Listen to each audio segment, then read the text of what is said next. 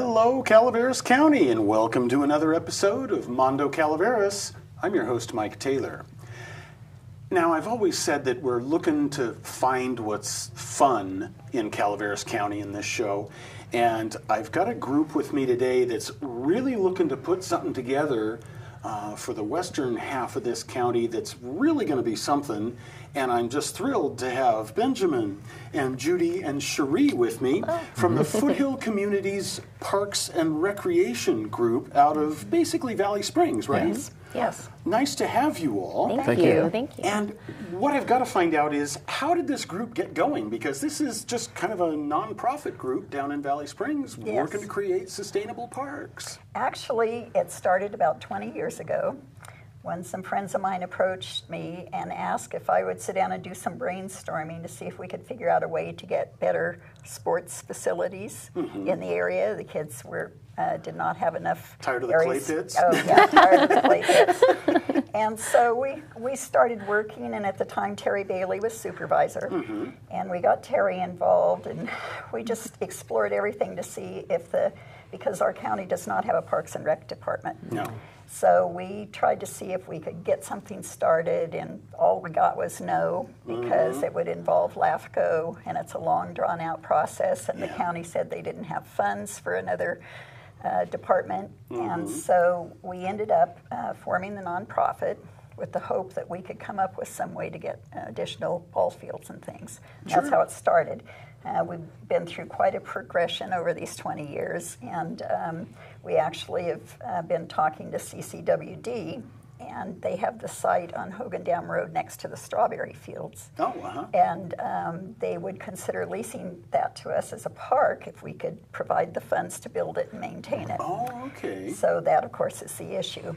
And then more recently, Tom Coe, who owns the property of the proposed shooting range, approached us and said that he'd like to move forward on the shooting range, and if it's successful, he would like our organization to operate it. Oh, okay. So we were pretty excited because he's offering us a 99-year lease and excellent terms. And what, 700 acres? That's the total property. That's the total property. Right. The facility would actually, and we'll talk about that in a second. But, okay. Yeah. So we were excited because we look at this as a funding source to build the park. Sure. And once the shooting range is off the ground and because this is a nonprofit, nobody takes any money, all the money goes back into it. Yeah. And so any funds generated, any net profits generated would go into a fund to build the park.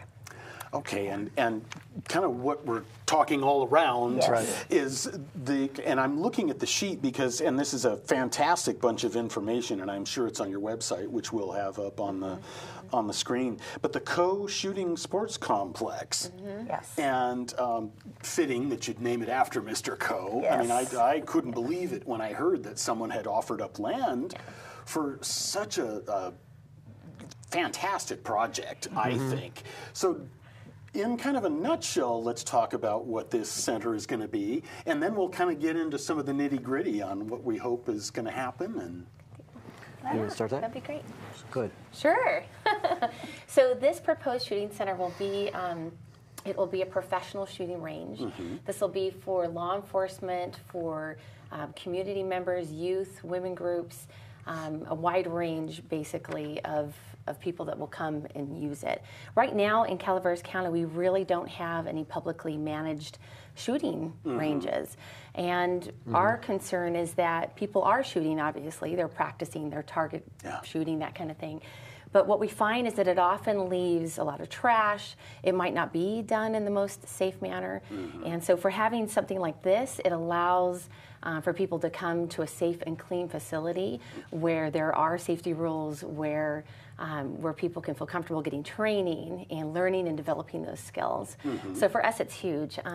I started a Well-Armed Women group. The Well-Armed Women is the largest national women's shooting group. It's a nonprofit, and I just launched a chapter in earlier this year in February. And what was fantastic was being able to look forward to this host range. This range, the CoShooting complex, will be our host range, as well as the host range for other scholastic or competitive shooting groups.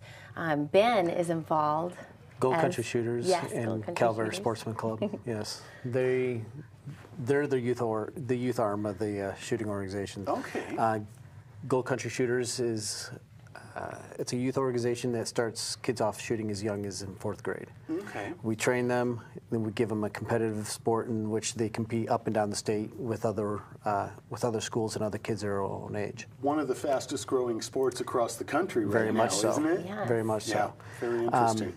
To give you an idea, on a weekend where we have competitions, we'll have up to 6 different ranges reserved up and down the state. Wow. On average, about 200 kids per range. My gosh, that's something else. Yes. Now, there's also a team, not like officially under Calaveras High School, but is that the Gold Country Shooters? Gold or- Country Shooters is a club within Within at the the high school. school, It's- within the yeah, school. okay, It's a, okay. but it's also a scholastic club. So in other words, the kids who join it and actually shoot actually can earn their letters.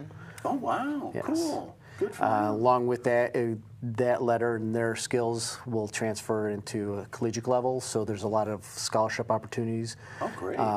There's also Olympic opportunities where we've had plenty of kids that actually go off and not just go to college on those scholarships, but compete at an Olympic level. We've had some successful kids here Yes. in Calaveras County, Yeah, too. I know Faith Pendergrass. Pendergrass is definitely That's right. the largest name we have out of right now.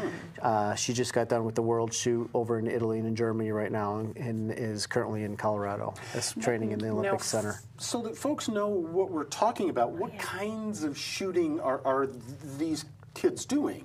Is this target shooting? Is this skeet shooting? So it's clay sports. So we're Okay. looking at trap, we're looking at skeet, we're looking at sporting clays, and probably not as well known as bunker. All of them shoot a flying clay target in the air, and they all use shotguns. Okay. And what's kind of the difference between them? Because I've heard of these, and I thought skeet shooting and trap shooting were the same thing. So. Nah, the trap shooting would be up to 5 people on a squad. Oh, okay, in the fan In kind a fan, of thing. and they shoot at one target coming out at the same rate, same speed, and same distance. Okay. Skeet would be, again, another squad, but the shooter shoots one at a time, and they shoot at targets that are predetermined paths coming from left and right, crossing paths. Oh, I see. So you're shooting at 2 targets instead of 1. Oh, so you're 2 shots at Yes. each turn. Oh, And I then didn't realize a that. sporting clay would be, that one's considered more like golfing with guns. So That's a good way to put it. yeah, That's an interesting way to put it. I kind of like so that. you'll have up to 15 different stations. You'll walk, just like walking from different holes to a golf course, you walk through 15 different stations, and each station will have 2 clays that come at any different angle, speed, and height at any time. Wow, okay. Kids go, and then bunker. Bunker is trap on steroids. So where you'll have 1 trap machine shooting 1 clay at a time. Bunker would have up to 15 different machines, Oh, my goodness. and they'll shoot 2 at different rates and speeds. Wow. And so each time you're still shooting Yes. at 2 targets, but you have no idea where they're No going to go, idea. where they're going to come from. Right. Wow, so that is a very intense, it sounds like a mental, concentrative kind of sport. Yeah, very much so. And a lot of the kids, once we train them in the safety and we give them the skills, and we, after that, it's all a mental game for those kids. Oh, I It's getting bet. out there and knowing how to do the same thing over and over Yeah, again. that muscle memory, Yeah. knowing when to breathe. Exactly. Exactly. I've done just enough trap shooting to be dangerous. So. And so, with this facility, will it also have what I would call target shooting? You know, like for rifles Yes. and that kind of thing. The range is going to have a handgun range and a long rifle range. Okay. Currently, our initial plans are to have up to 100 yards for a long rifle. Oh. For skeet and trap, we'll have up to 8 trap fields, and then with 4 skeet overlays. Wow. Okay. So this is how many shooters could the trap system at this park accommodate at one time? Trap field that big, we could probably push well over 200 kids through, or 200 participants all at one time. My gosh, okay, so that's a busy Saturday It's a in busy Valley day. Springs, or Yeah. just outside of Valley Springs. Yeah. And actually, where is the property? Where are we talking about? It's on Watertown Road, kind of at the end, just before the turn to Pardee, Oh, on the okay. left-hand side. Okay, so out there in that Yeah. direction. Yeah. Now, actually, let's get this part out of the way. People know what shooting sounds like. Yeah. And we hear people sometimes target shooting. Ask anybody along the Highway 4 corridor when folks are out target shooting on Camp 9 Road. Feathers can get ruffled. What do you do with a facility like this, even though it's out of town? How do you deal with the sound? And now, just in the past couple of years, the shooting sports have really come under fire, sorry, no Yeah. pun intended, for lead. And Yes. so how do we deal with sound and that lead? Well, we hope we have a solution to that. Great. In Dave's design, he has some And that's sound Dave shields. Tanner we're Yes, talking about. Yes, Yeah. and he has some sound shields. Shot shield. Or shot shields. Yes. Wrong terminology. He's the shooter, I'm not. Yeah. And that they've used in other facilities, and it's been really effective. Mm-hmm. And then we're going to have a lead recapture system. So a shot shield is actually, it's a large tarp made of Kevlar and PVC. What it does, it's high enough that when the shooter actually shoots at a target going out, the shot shield on the far side will stop the lead, will stop the shot mid-flight. The shot then drops down into a recapture basin at the base of the tarp. Wow.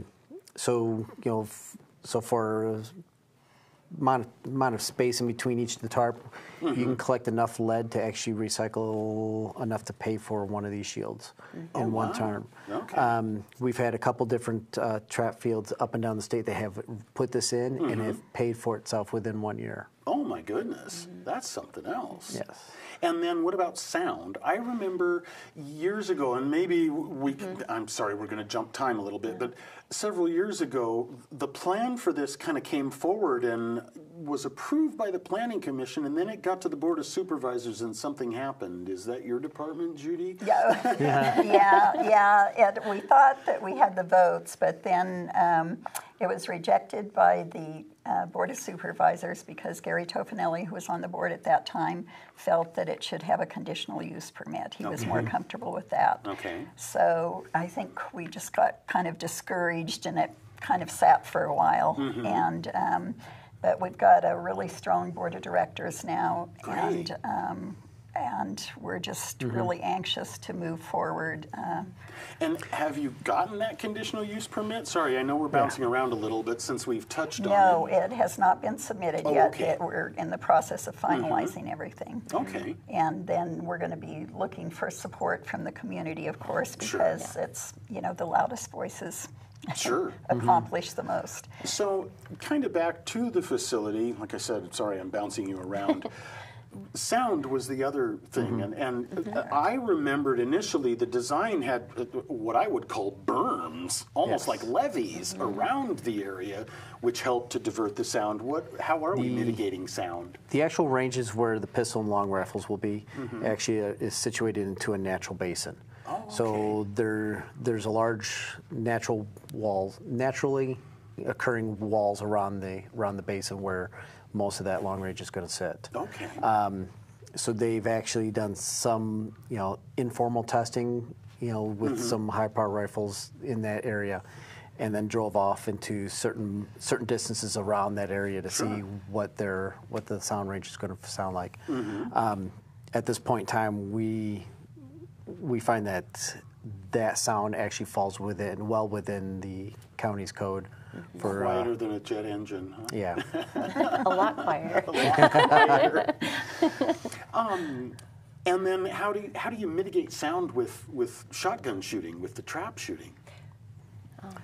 That one will be further on the outside of that bulb, Oh, just okay. simply because we need more space to put those trap fields. Sure.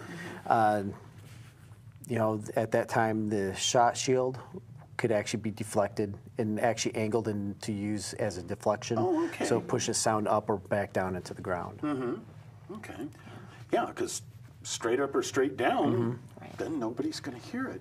Now, what else is part of this facility? I mean, obviously, people aren't just going to be coming there to shoot. There's also an educational component to this, isn't there?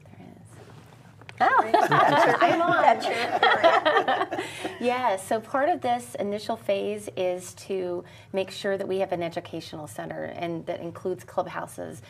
Because even for me, like as part of the Well-Armed Woman or part of other shooting groups, we want to make sure that we have educational facilities and training facilities. Yeah. Because education occurs in the classroom just as much as it does on the range.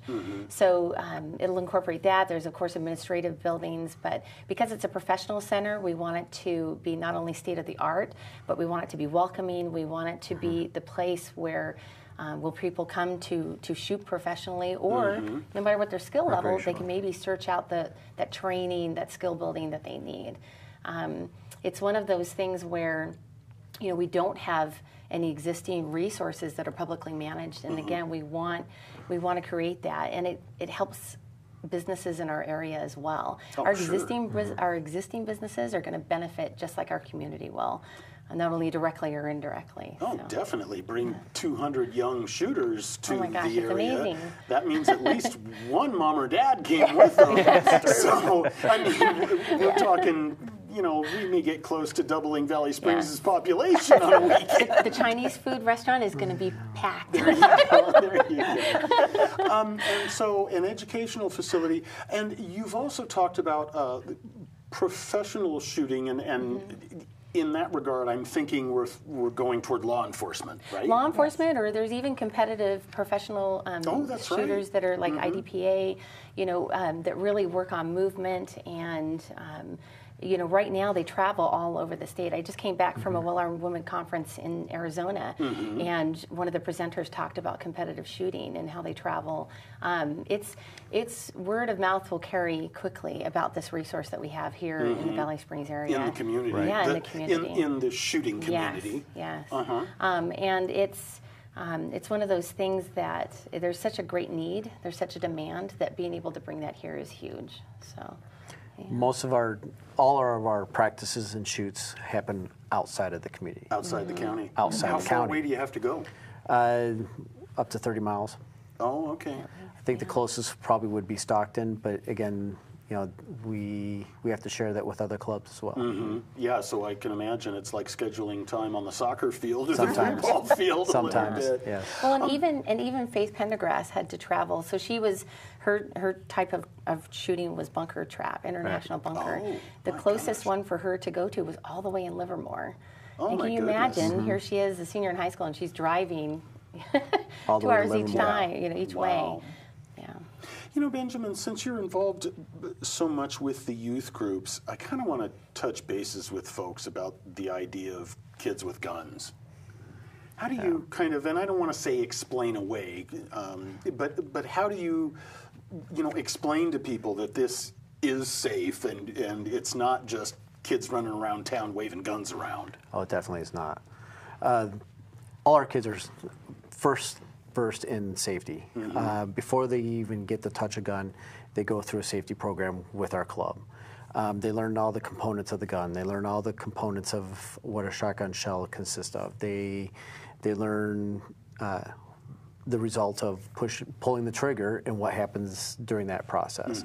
So they're fully versed on exactly what they're going to do when they hold this gun up. Both my kids are in it. I have a son and daughter.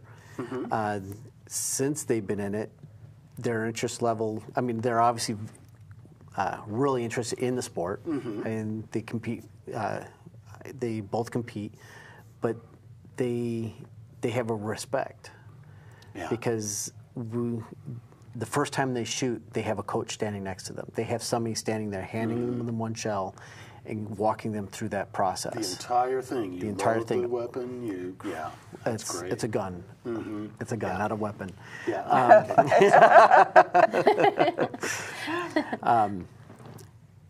So when that kid pulls the trigger for the first time and they feel the power that comes out, I think they all walk off with this renewed sense of respect for what that sport is. But Yeah, there are a number of rules and safety regulations that even when a child is walking between their car and the field, they know how to carry that gun. They know what they have to do in order to show that it is safe to passers-by. So they are all everyone understands what it means to have a safe gun. Yeah, that's great. And they all treat it still like it's a loaded gun, and that's their number one rule. Yeah. Okay. And Cherie, with the Well-Armed Woman, that group has just grown almost immeasurably in the past few years, hasn't it? You know what's crazy? So we have over 400 chapters across the United States. The largest chapter in the country happens to be in Sacramento, California. My gosh. And when you think of shooting sports, you don't always think of California being on the forefront, but it really is. And we really attract women of all levels and all ages, all backgrounds. In our chapter, we have almost 40 members already. Again, we just started in February. Wow. And we have women that are in their 20s all the way up to into their 80s. And they come to the Well-Armed Women or other groups like that for different reasons. Sometimes they maybe they have had a situation or where they've been attacked or they've had some violence in their life, and they want to be able to have those skills, right? Or they could be learning for just for sport, to do trap shooting or to do target shooting. But mostly it's about self-protection. As a woman, there are situations that, even with my situational awareness, I want to be able to be prepared. And I'm not as strong as a man. There's no way I could be able to defend myself.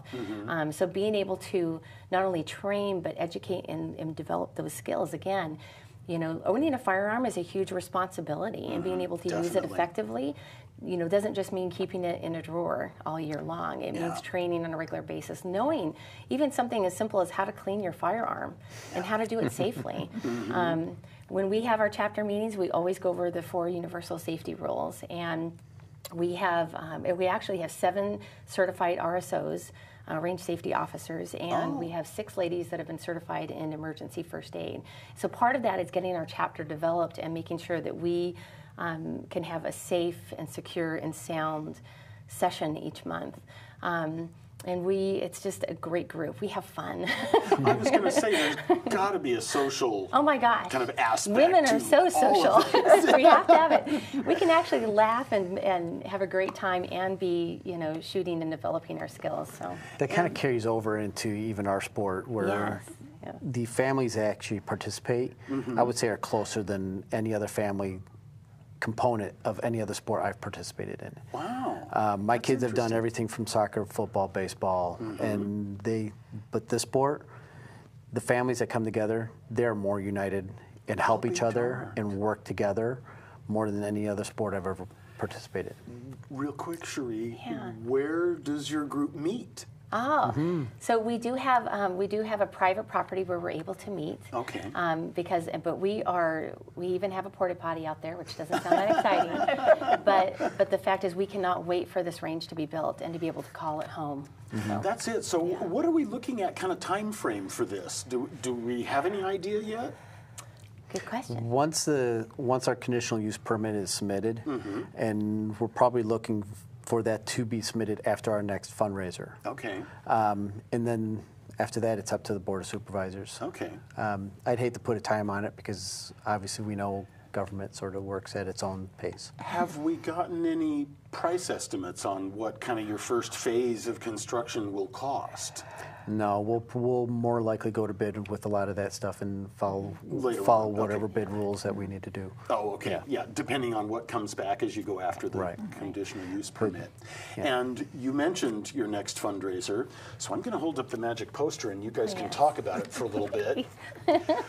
This is the Watertown Shootout, and it's you guys' 3rd annual. I'm going to hold it up a little bit. They're probably not going to be able to zoom in quite close enough. But tell folks about it. It's September 14th. Yes. And it's going to be at the Waterloo Gun and Bocce because we don't have our own range yet. So. Okay. And all ages can participate, youth and adults. It's only $100 to participate. It actually includes the ammo and clays and breakfast and lunch.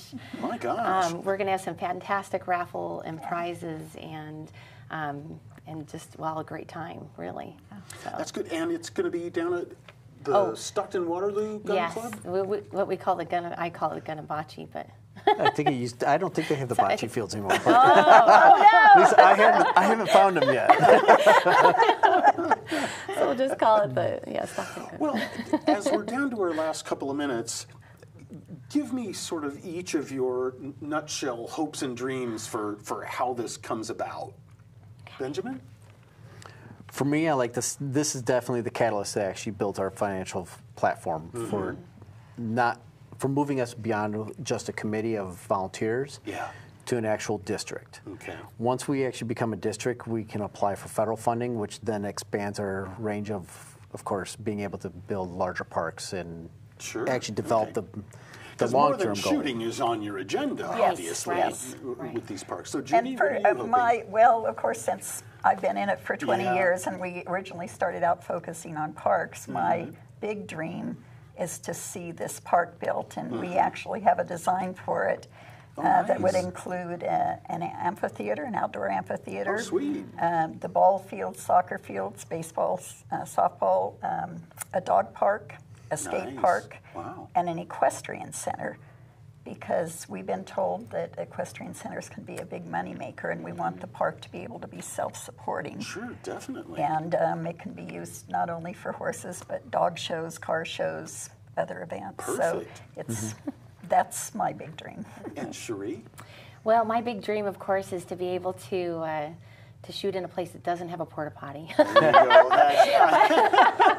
But what again is so remarkable about this project is that this range will not only meet that community need, but it will be able to fund future projects and a parks district. I mean, that's amazing. Yeah, that's amazing. Calaveras County and the Valley Springs area, we need this, not only for us, but for our youth and for future generations. Definitely. For the entire county. This would be its first. Oh, you bet. You bet. I mean, this is obviously something that's going to attract people from all over the state, if not the western states. I want to make sure and mention that you can check out more at foothillparks.com and then email to foothillparks@gmail.com for more information on the Watertown Shootout, and you can talk about reservations and securing your spot to have all the fun on September 14th.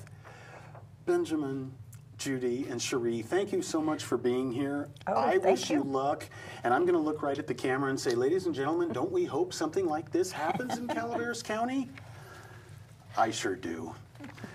Well, that's been a really interesting episode of Mondo Calaveras. Until next time, I'm Mike Taylor.